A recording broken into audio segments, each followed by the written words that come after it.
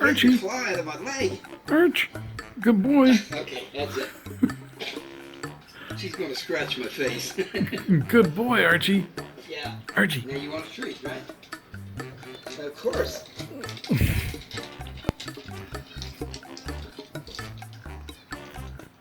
Good boy. Hey.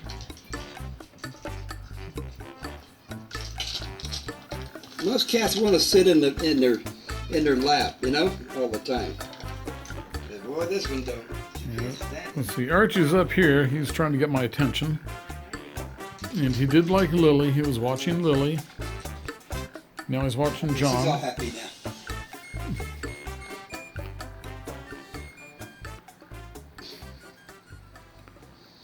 And welcome to another exciting edition of Iron Truck Camper Chef Kitchen Stadium. And today is the Stir Fry Challenge. And we are cheating a little bit. We are using Flavor Pack Lo Mein Stir Fry. And who makes it? Just, I guess, the company is Flavor Pack. So I made these the other day and they were pretty good.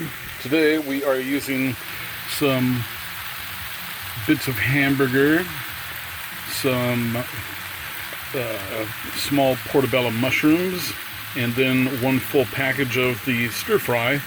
And over here we have arborio rice being cooked in chicken broth. And that is a 1 part arborio rice, 2 parts water, or 2 parts chicken broth. And you can also add a little bit of curry and garlic and do whatever you want with things. Just add flavor, man. Make it taste good. So there you go. Iron Truck Camper Chef, Kitchen Truck Camper Kitchen Stadium. And that water is boiling for coffee. Good old coffee. And of course, in Truck Camper Kitchen Stadium, we recommend Taster's Choice or Classico, both fine Nestle products. And also, we do keep a coffee grinder, and this is the coffee of the week for us right now, Fonte Coffee Roaster from Uptown Espresso Blend. And that's a good coffee. Usually I don't care for fresh ground coffee. I like mine freeze-dried, processed better. I guess, call me disgusting. I'm old and it's easy. Okay, so that is it. We are working here on the farm, and I should show that later. Somebody was mowing the lawn, hit a rock, and the blade broke in half, and the wheel on the right side, the half of the blade flew out, busting the wheel apart. And we were just thinking, if that blade went out in back and hit the person, that could have been serious injury. Excuse me. Okay, so we are gonna continue with lunch here, and that is a brief check-in with Truck Camper Kitchen Stadium, Iron Truck Camper Chef. All right, see you later.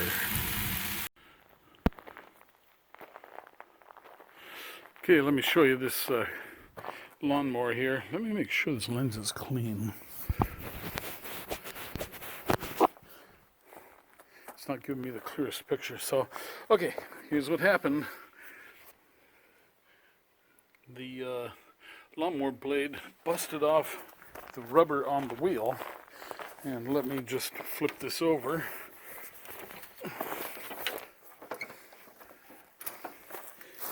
And so there is the blade. You see the blade is broken there. And that's where it hit the wheel. And it also, I guess, hit here and broke out the side chute cover. So yeah, that could have been a very serious accident. It broke out all this stuff here too, I guess. Or, I don't know, maybe not, maybe that's just leaves. But yeah, broken blade, broken wheel. Good thing it wasn't the lady who was using it at the time when it happened. Okay, so we are here. There is, I think that is Saturn there. Saturn, Jupiter, Mars, Venus, I don't know, but it's a big planet. It's very bright. And of course, there is the truck camper. And within that truck camper is Iron Truck Camper Chef Kitchen Stadium, where all the cooking episodes are videoed. Homeowner videos. Yeah, my busy homeowner stuff. But yeah, first time I've ever seen this one here. They put the nut, the big 3-inch nut ring for the sink strainer basket on upside down.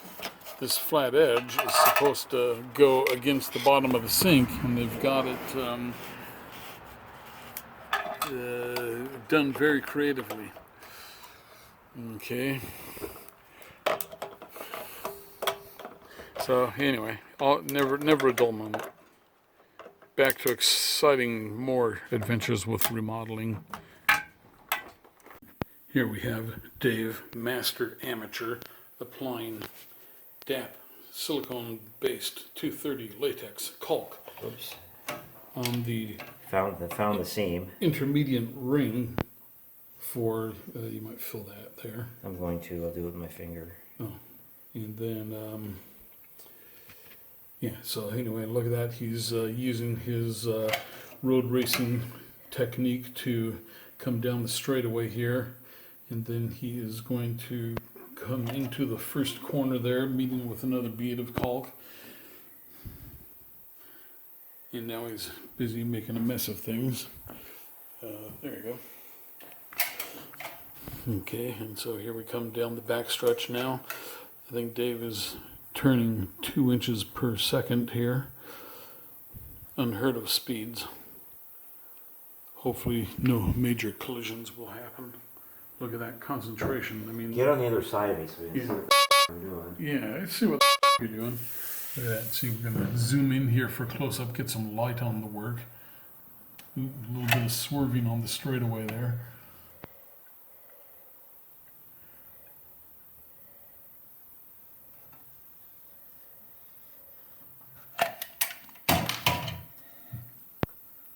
That helps a whole bunch.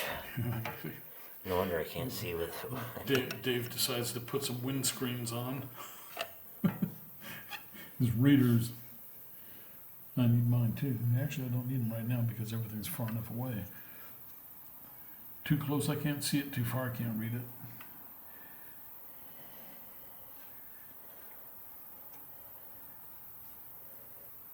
And look at that.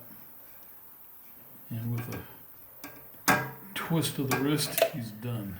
Okay. Now to do the outside. See that okay? This is not near as big. Mm-hmm. Oh, it looks the same. It's not. It's not as wide.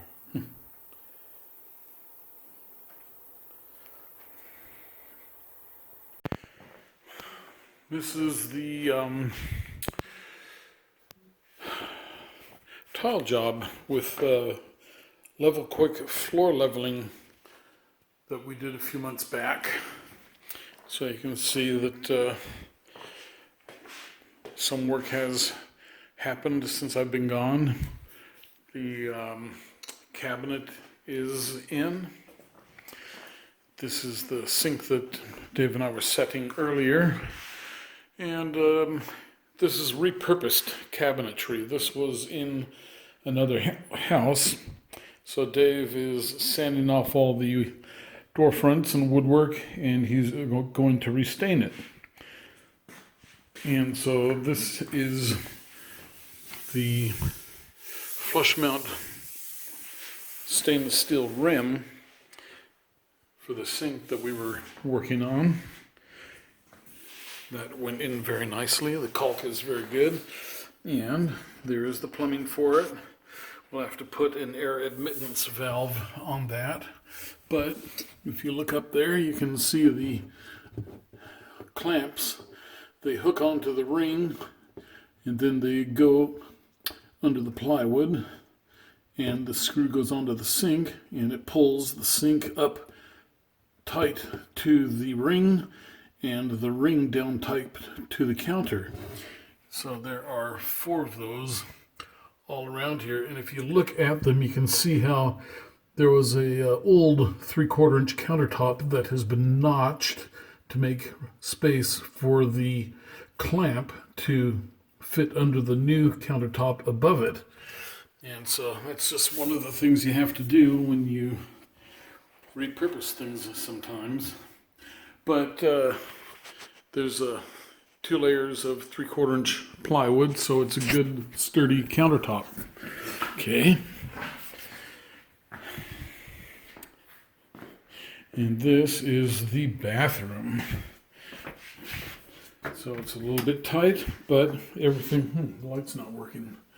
Everything is, it's a tight little fit, but it worked out really well. You see the tile on the floor, and Dave is real happy with it. I am just about to use the shower here, and this is Dave being creative here. He's making his own bathroom accessories with 1/2 inch galvanized pipe, and then he is putting a powder coat type paint over it. So Dave likes that industrial kind of look. Okay, well, I'm going to take a shower, and I don't need to scare anybody with that, so I will see you later. Okay, so we've had some fun tearing up a rotted old particle board subfloor, old vinyl square tiles. There's more old wallboard, greenboard debris, garbage. There's the old bathtub there, old steel tub with a couple of customized cracks in the porcelain. There's the old mirror, and this is what we have left. So one of the neat things that we see has been done in the past is you have an 1.5 inch ABS pipe and a couple of EMT conduits going through the wall with some rather deep notches in a 2x4 exterior wall, and that leaves only about 1 inch of wood supporting the outside wall. And I'm also going to kind of bet that there are no nail plates on the outside to protect these, but it's all probability that the siding was put on before the pipes were installed. But this is an example where that pipe should have really been installed. Here's the kitchen over here, and so that pipe goes into the wall and runs straight across, and really what should have happened is it should have gone down into the floor and then across through the joists and sloped down that way, because this way there's not enough slope in the pipe. So anyway, there was an executive decision made, and the bathtub is going to be replaced. So we're going to get a new overflow and drain setup too. I think we're still mixed on the valve here. I think the valve is still good enough. You can get new chrome for that, so we'll maybe just leave that. And so we'll pick up a new tub here in the next day or two. Tomorrow's job is we'll finish taking the belt sander and grinding off the rest of the particle board that is, you can see the glue tracks there. So we will belt sand that off because it is just down and our chisels aren't touching it, and they are very sharp chisels. And so we will lay some flex bond mortar down and then put 1/2 inch Durock over that. Screw it down every 8 inches or whatever the screw pattern on the board is. They'll have little X's marked in it for the screw pattern. We'll fasten that all down, put a skim coat of mortar on top, and then 12-inch floor tiles. So things are coming along pretty good. It's going to look really sharp when it's all done. And this is a bathroom on a budget. Rental house. Yep, a rental house budget. And this is what fun and excitement looks like during the COVID-19 quarantine, isn't it? And there is our little tool selection. But one thing we do have that's pretty cool is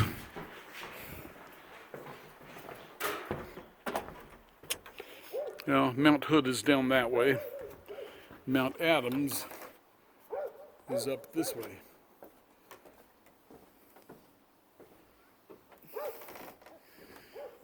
And there is the truck camper. So this is where I'm staying for a few weeks, working away in isolation. Okay.